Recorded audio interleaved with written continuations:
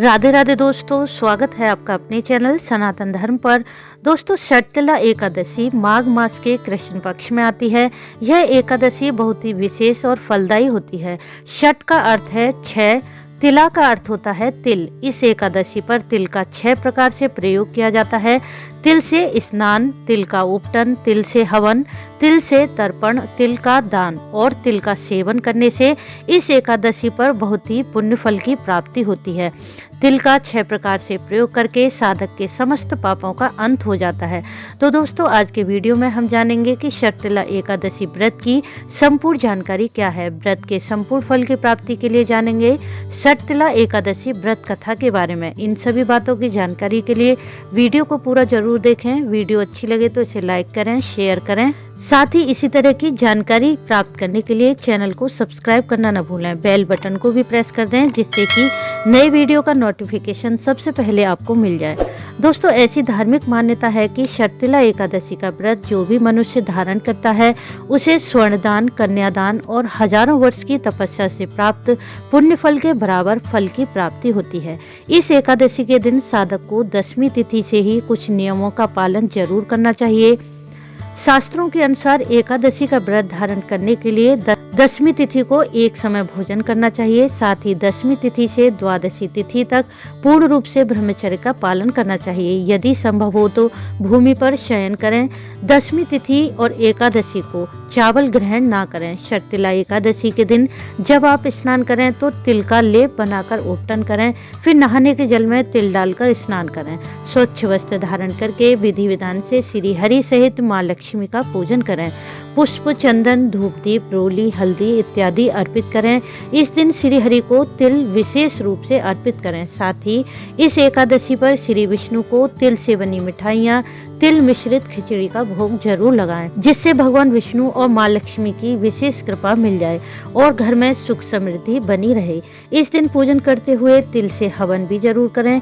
इस एकादशी पर जब आप व्रत धारण करते हैं तो ध्यान रखें कि जब भी आप जल पिएं तो उसमें तिल डालें। जो भी फलाहार ग्रहण करें उसमें भी तिल डालकर ग्रहण करें। इस प्रकार से इस एकादशी पर तिल का 6 प्रकार से प्रयोग करते हुए व्रत के नियम और पूरे श्रद्धा भाव से श्री हरि का पूजन करते हैं तो भक्तों की सभी कामनाएं पूर्ण होती हैं। षटतिला एकादशी पर तिल के दान का विशेष महत्व होता है। इसलिए द्वादशी तिथि में व्रत का पारण करने से पहले जो भी वस्तु आप दान करें उसमें तिल या तिल से बनी वस्तु, मिठाई या लड्डू का दान जरूर करें। ऐसी मान्यता है कि षटतिला एकादशी पर तिल के दान से जीवन के सभी कष्ट और बाधाएं दूर होती हैं। साथ ही साधक को मृत्यु उपरांत स्वर्ग की प्राप्ति होती है। और दोस्तों, अब जानते हैं षटतिला एकादशी की व्रत कथा के बारे में।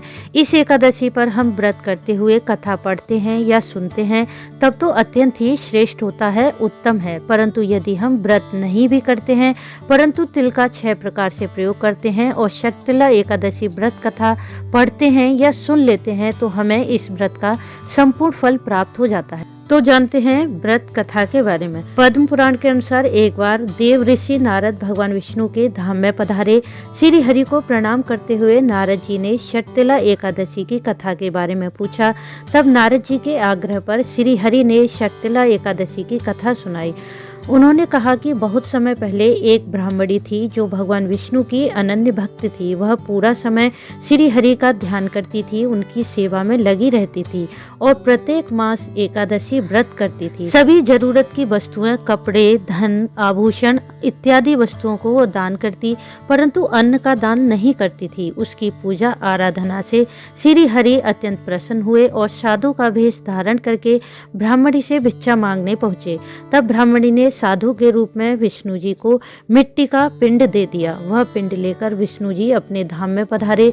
कुछ समय पश्चात ब्राह्मणी की मृत्यु हो गई और वह विष्णु लोक में पहुंची, परंतु वहां उसे रहने के लिए एक खाली कुटिया मिली। यह देखकर उसने श्री हरि से कहा कि मैंने इतना दान पुण्य किया और आपकी सेवा की, फिर भी मुझे खाली कुटिया क्यों मिली?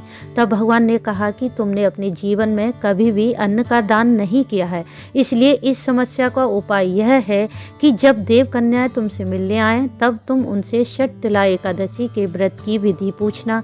ब्राह्मणी ने ऐसा ही किया। जब देव स्त्रियां ब्राह्मणी से मिलने के लिए आईं तो उसने शर्तला एकादशी व्रत का महत्व पूछा। तब उन देव स्त्रियों ने उस व्रत की संपूर्ण विधि बताई। ब्राह्मणी ने इसी प्रकार से इस एकादशी व्रत को किया। साथ ही तिल और अन्य सामग्रियों को उसने दान किया। इस व्रत के प्रभाव से उसकी कुटिया अन्न और धन से भर गई और वह भी अत्यंत प्रसन्न रहने लगी। इस प्रकार से शर्तला एकादशी के दिन अन्न का दान विशेष रूप से करना चाहिए, जिसमें कि तिल का दान विशेष माना जाता है। तिल का दान करने से मनुष्य के दुख, दरिद्रता और कष्ट दूर होते हैं और समस्त कामनाएं पूर्ण होती हैं। तो दोस्तों, उम्मीद है कि इस वीडियो से आपको लाभ अवश्य होगा। वीडियो अच्छा लगा हो तो इसे लाइक करें, शेयर करें, साथ ही चैनल को सब्सक्राइब करके बेल बटन को प्रेस कर दें, जिससे आने वाले वीडियो का नोटिफिकेशन सबसे पहले आपको मिल जाए। वीडियो अंत तक देखने के लिए आपका धन्यवाद। राधे राधे।